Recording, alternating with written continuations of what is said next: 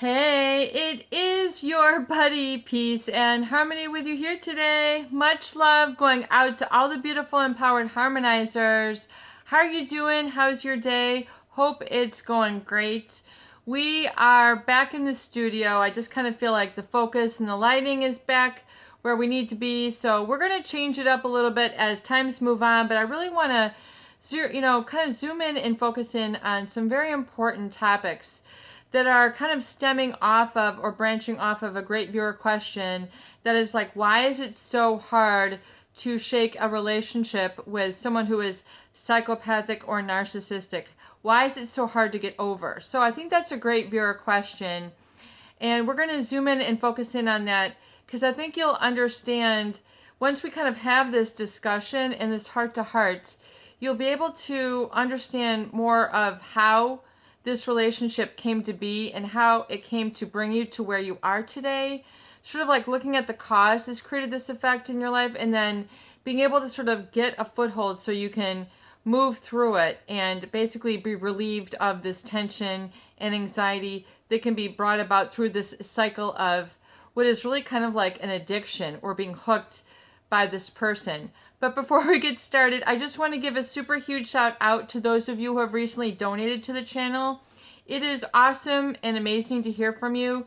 Thank you so much for your support of the channel.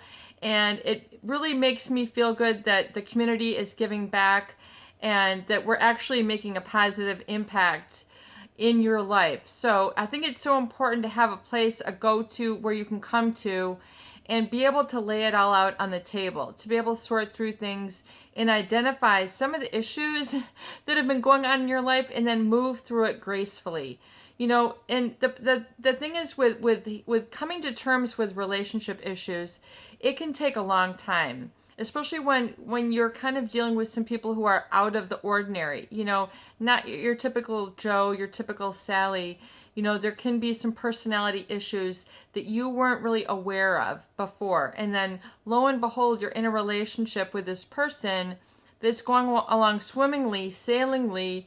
You think it's just, the answer to your everything. And then they become like your everything and your all be all. But yet the bottom falls out when you expose them or when you see something that reveals their pathological lying, or you've seen them shapeshift and treat you differently, when you're not looking versus when you are looking. So there's this feeling of like betrayal, but that they talk about you or behave completely differently around you when you're not, or, when you're not there versus how you are there. So there's usually this, jaw-dropping exposure, or sometimes it's little things that add up to be kind of the OMG moment when you're like, this is not a typical person, So it's an honor and a privilege to be able to host these sections. Absolutely positively.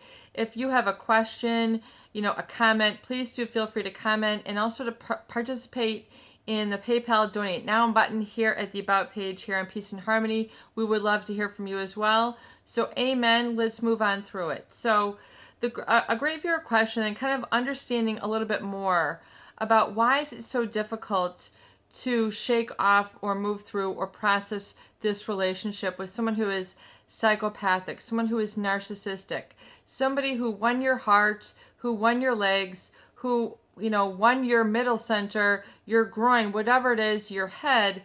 They won part of you over. And what people don't understand is that there's this feeling of them sort of charming, the love bombing.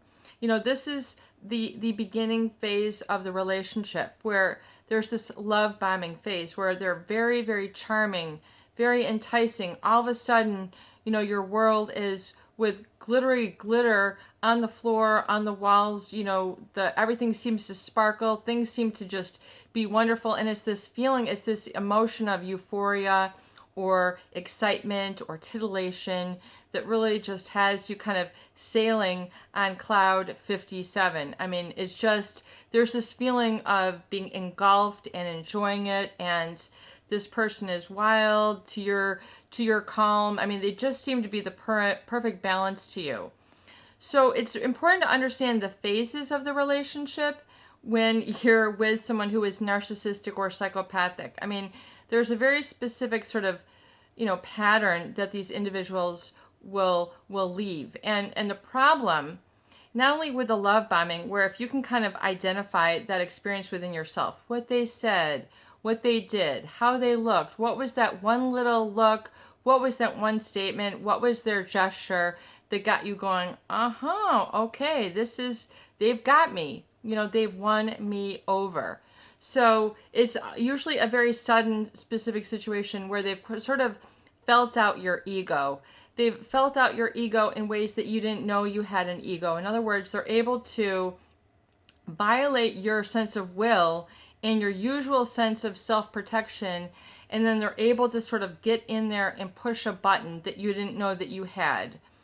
And unfortunately, this oftentimes is going on not only under your nose, but under your awareness. So you're not aware what they're doing. So it's kind of like you just think it's just this excellent relationship, and you didn't know that it was from someone who is really extraordinarily different, either malignant, narcissistic, or psychopathic.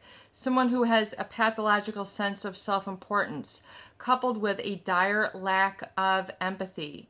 Let those two cornerstones really, really sink in. And, a pathological need to control others, overpower others. And oftentimes this is done with sexual provocation, things that they do or say, or the way that they come off it on a competitive level. There is a vibe that attracts their tribe. And the vibe is usually something that stands out from the crowd. I mean, let's just talk on it on a heart-to-heart basis. So you can understand really, how to move through this relationship, but to understand why it's so difficult. So it's really important to understand the hook and how these people differentiate from the rest of society, relationships, etc. So it's to understand with someone who is malignant, we're talking like right now, like on the more severe cases, as well as the general narcissistic, but when it gets closer to the malignant narcissist or psychopathic, you're really working with someone who is wired differently. And so you need to understand that because of this, oftentimes in someone who is sociopathic, they have a lack of conscience. They don't have any morality.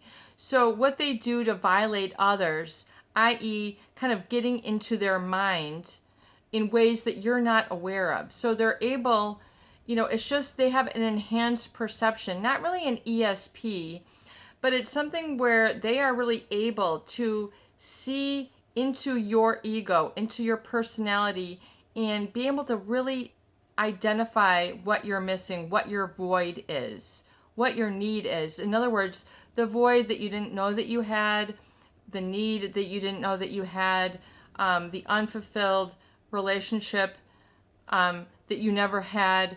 Even if this is, something that you knew a little bit about or didn't, this person is going to kind of go in and seize this. To them, it's like low-hanging fruit.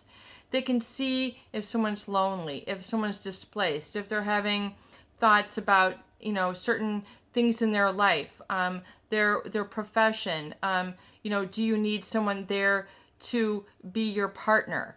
Do you need someone who will treat you like a man? Do you need someone who will treat you like a woman? I mean, these sort of unfulfilled needs are very much what the psychopath is able to identify. But it's not in your best interest. It is oftentimes counter to your best interest. In other words, there is deception. There is deceptive practices. This, namely, should alarm you. Deception is not good, but the psychopath and the malignant narcissist, it's airtight. They have an energy about them which just is like catnip to cats or birdseed to starving birds. I mean, they will just get people a-flocking. They will get people, just, acting happy or whatever it is their effect, laughing, joking, admiring of them. Oftentimes there's this admiration factor going on. They command this admiration, either through like their accomplishments or the things that they say. They might, the way that they talk about their past relationships and how they were so hurt and how now they're standing here before you and they just, they want to start it on the right foot, and then, they want to take it easy, so they're saying all the right things. And namely, people get addicted to this sort of bypassing of their regular defense mechanism. So the things that usually you would close off to, all of a sudden, the doors of your heart are just swung wide open. It's just like, yeah, this can go, this will fly. And usually before, you would never ever be able to tread on that water. It's like you're walking on water. You didn't think it was possible. You didn't think you would do it. All of a sudden, they're releasing this permission within you to have this relationship that you didn't know that you would fall for or admit to or, bring into or draw into your life. And so because they do this, they're able to sort of get into the operating controls of one's mind. These are big statements. And I'm not, giving this an FDA approval. This is what I'm talking about through the experience of working with people, of experiencing these individuals. And I mean, I have so much exposure to these types of people. Maybe it was meant to happen. However, I identified, that after this happened, that it's important for people to know how to recover, because it's very insidious. It's very damaging. And so, it's very difficult to make that transition into healing because there's not a lot of information. There isn't a lot of resources. There aren't a lot of places. And when you kind of talk about it, it kind of makes people go, yeah, we're going to need to work, and they're going to start to not understand what you're saying, or it's going to be misconstrued. You're going to come off, sounding like you're ready for the loony bin, but yet there's something real that you're experiencing. So it can be very terrorizing because it's, it's on this sort of precipice, or it's kind of on the edge of what very much feels like an unreality. Earth doesn't feel like your home. Your home doesn't feel like home.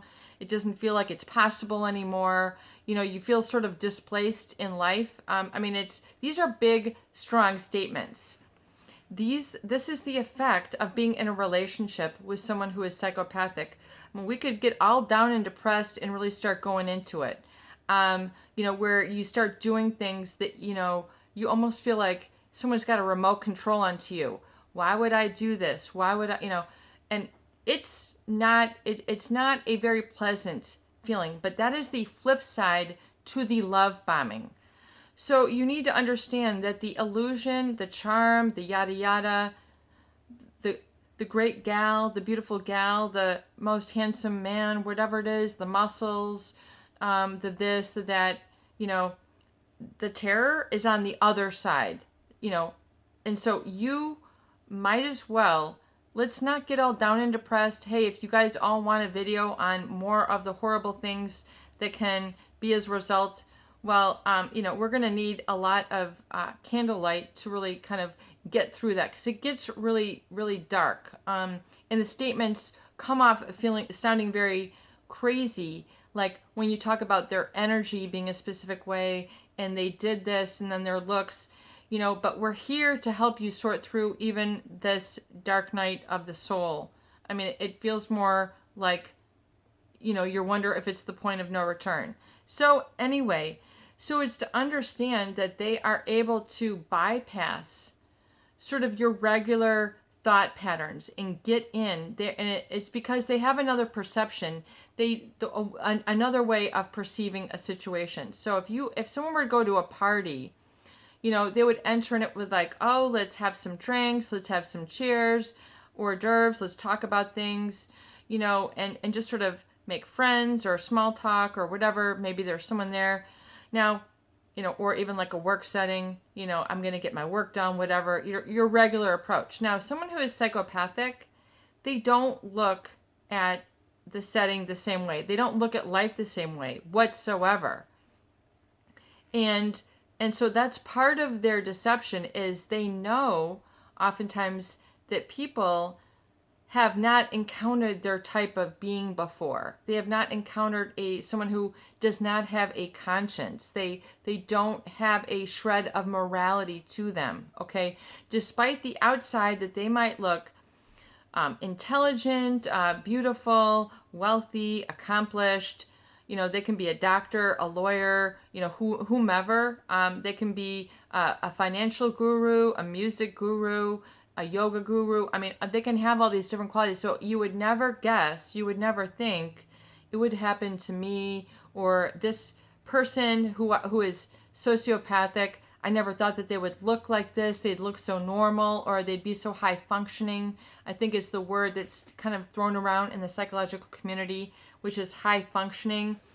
And, the fact that, these people, they don't experience and look at life in the same way. So they're looking at opportunity, not only for them to get what they want, but to kind of climb to where they want to be. And usually with the idea that they're going to twist something around so that either somebody is damaged, ruined because of what they've done. In other words, it's just for the sport of it, that they will, quote unquote, appear to connect with others and have a relationship. It's usually for a maneuver to get you in a position so that they can just dangle you off of the cliff.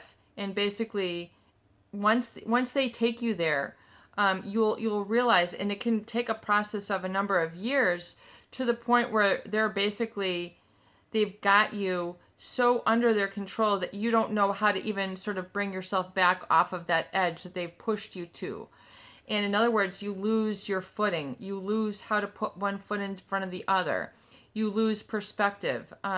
You lose sort of your own affiliation with yourself. I mean, it sounds really odd, but it is to understand that they then excite certain aspects, I feel, of the mind and the individual, where it gets to a heightened level of arousal.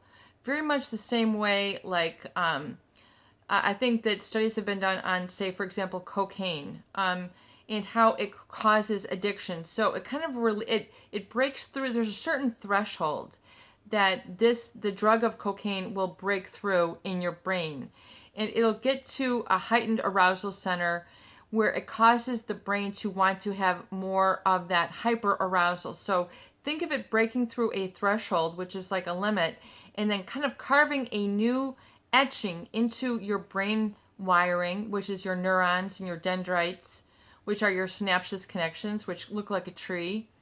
And it goes to kind of like a hot spot where it like zing, and it sort of elicits a lot of chemical reactions that once the brain goes back down to its baseline, it's no longer satisfying. It wants to go back into that new place that it etched out, that it wants to surpass the threshold again. It wants to go for that hyper arousal that I think, I think of it as overstimulation. Now, I don't do those drugs, but I've read a lot of studies and also studies of addiction. And so it's to understand that the mind then craves this substance to get it back to that hyper arousal state. So think of it once again like it's moving through a threshold, and then it's etching out this whole new little area that is not supposed. Your brain is not supposed to go there. You're not supposed to be feeling this, but the abuse of these substances causes this. And it also causes addiction, which means your normal baseline or your normal state no longer feels comfortable. What was once okay no longer feels okay. Normal social interactions just don't seem the same. Everything seems to pale by comparison, or is uninteresting, or is lacking life, it's just lacking. And so that's the creating of addiction. So it's like you've kind of created like a new scar, so to speak, where your brain, and so people with addiction, they need to get off of the drug, and then eventually their brain begins to resettle itself, if you will. So the comparison here is that the malignant narcissist and the psychopath, just in my viewpoint, they create this hyper arousal, this stimulation of the OMG, oh my, where all of a sudden and when we talk about hyper arousal, I think that's very important to understand that concept, that has led to the addiction, and that it's very, very specific, I feel, especially in the malignant, narcissist, and the sociopathic, because oftentimes the hyper arousal has a sexual basis or sexual orientation. So there's this feeling of hyper arousal, which meaning in excess. So the arousal is in excess, and it's also with a violation of a boundary or a social norm. So a quote unquote breaking of the threshold, a breaking of the boundary, where they've really sort of flown past the gate of, your memory of your values. They've just blown it open. All of a sudden they got the right combination, and that you thought that no one could make you feel this way, but then all of a sudden they get in there and then they cause you to feel this way. So it's a hyper arousal, a violating of societal norms, rules, laws, doing things in public that are not, that you can get in trouble for, breaking relationship rules, company rules, getting through people who should be, I guess what we'd call it, someone who stands at the door, kind of like a not a doorkeeper, but a gatekeeper. So in other words, they kind of get past these different layers of protection that you would usually have, and they make it seem, unnecessary, and that there's something about them that will then completely arouse your interest and attention in a provocative way. In other words, there's usually some enigmatic twist, which means things begin to take on a different meaning, if you will.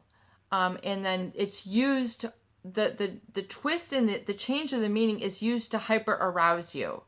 So things that they say, quips, word salad, in other words, that really kind of all begin to, it's like trying to fit in a puzzle that they're creating in your life. They're creating a puzzle that you don't have the pieces for, but you have to keep going back to them for more pieces of the puzzle. So it's like you're trying to get them to fill in the picture for you, because you think the picture is going to involve the two of you and some sort of happily ever after.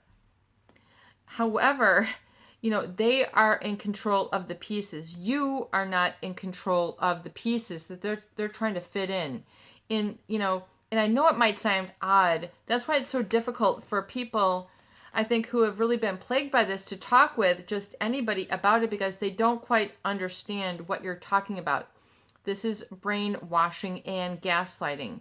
And I don't know, I think there's got to be another term for this sort of psychopathic abuse, where ordinary objects are just sort of the way that a psychopath will orientate their body and look at things and position things and refer to things. And there's sort of there's an etheric field, an energy which comes out of them, which is different from, if you could line them up in a room and measure their frequency, you would see, I would feel a different frequency. Just like if you were to put a brain scan on them, you would come up with different thought patterns. In other words, certain areas of their brain are inactive where the most of society is active. In other words, like the amygdala, the areas of the prefrontal cortex, the dopamine receptors that are hyper aroused in the psychopath, and then their lack of activity in the prefrontal cortex, where their judgment and morality centers are not really active. There ain't a lot of action going, on up there. It ain't working. That piece be broken, okay? That moral piece, that be broken bad, okay? That not be working, okay? Just to kind of get a bit of a laugh and a chuckle, but it's actually very, very serious. It ain't working. There ain't no plug for that wire. The wires don't go there. The morality, so it gives them this whole different etheric field, in my viewpoint, which comes off of them. You can feel it. you will know, but they're also very adept at concealing that etheric field as well through the charm, through these ways that they will position themselves. And you can oftentimes feel the energy so strong coming out of them because the way that they're thinking, if they want you to do something or leave the room or to look at something, you can feel a pressure coming off of them where you literally cannot stay in the room. And if you have followed me this way, this far in the video, and if you understand this, just write, I get it. And I've done this before in different videos because I want you to know you're not going crazy. This is a situation, okay? And you can feel, it's almost like a telepathic control that they will exert on people. And it's very serious in my mind because you as the individual are losing control, to this other, let's just call it an entity. Because in my viewpoint, they might be in a person's body, but really human and humane they are not. Okay, so you just need to understand snakes in suits, a snake in a suit, it's literally, that's a book by Dr. Robert Hare.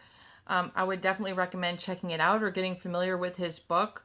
But it's this hyper-arousal, even in states of corporations, in banks, in doctor offices, in the law profession, the police. There's a number of any professions that this type of individual can find themselves. I mean, and some, yes, a large proportion will end up in the prison system, and be incarcerated for various things, various sundry things. That's one spectrum, but there's also an extremely high functioning aspect of this personality type as well. So that's why it catches people off guard. So I feel that oftentimes there's this disbelief that people will have. So they don't quite believe that this is all really happening to them because it just doesn't add up. So they feel that the antidote to their problems, the venom cure is in the individual. So they feel like they need more of this individual for more of the pieces to be put together to figure out what is your next move, what should you do, and it keeps you up, and then it keeps you quiet, and then it keeps you loud. So there's all this then banter and waffling going on. That's the addiction, trying to, stay addicted. It's trying to get that, once again, that violating. It's like wanting that breaking through that fence. It's wanting that threshold to be broken once again of arousal. And oftentimes it's got you in anticipation, it's got you waiting, it's got you wanting, it's got you confused yet desiring the confusion. So it's this real back and forth with a number of, it's like putting the gas and then the brake on at the same time. Those two levers in your vehicle are not supposed to go at the same time. That's really like the juxtaposition of counter, I would say, chemicals that are not supposed to be combined that create this addiction. So the source is very much contained in the person and is relieved, but also caused more intensely by the person as well. And so there's this feeling like they're the only ones who can satisfy, yet they're the ones who are causing the problem. They're the ones who can satisfy the pain, but they're the ones who are causing the pain within you. So it's kind of like this real double-edged sword that most people aren't used to experiencing. So there's this feeling of disbelief and also unknowing, i.e. ignorance. Like, how do I get out of this? And then you can't really, sometimes the words you can't even explain to yourself. It's more of an overwhelmed feeling state. And unless you're someone who is very strong and can come through this and say no to the addiction or no to this person, then it becomes a real problem. Always feeling that you're defining yourself by this relationship with this individual is another key component, I feel, of the addiction.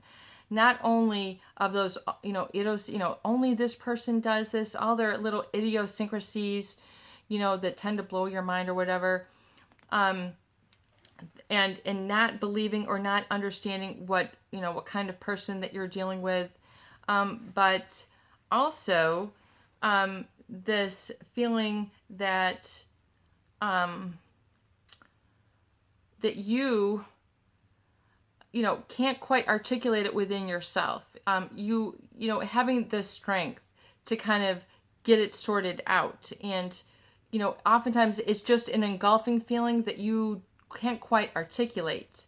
And so it oftentimes causes people to shut down.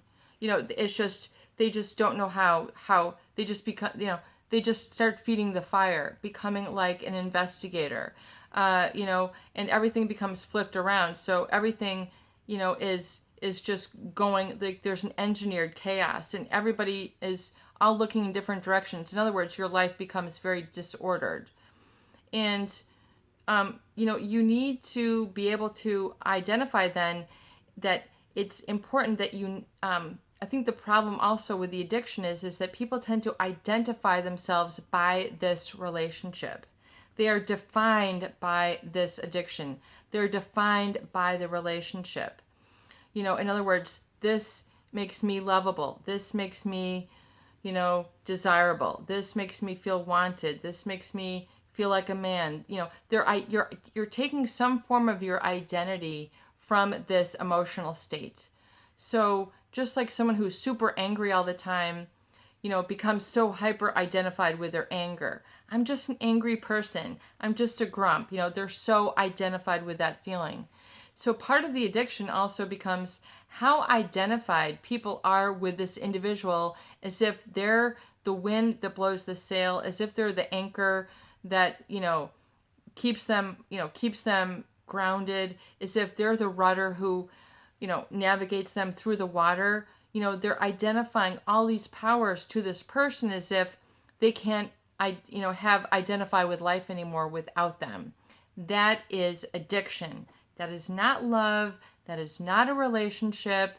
That's not something meaningful. That is the sign of an addiction. Yes, you might have the love of your life, who is the wind in your sails, who is the wind beneath your wings, and all those other things.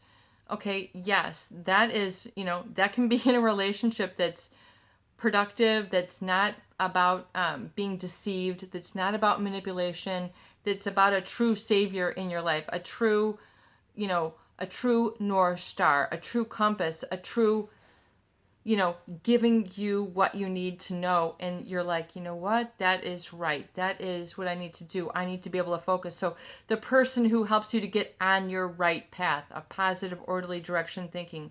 And there's absolutely no deception. They're saying, first thing you need is this.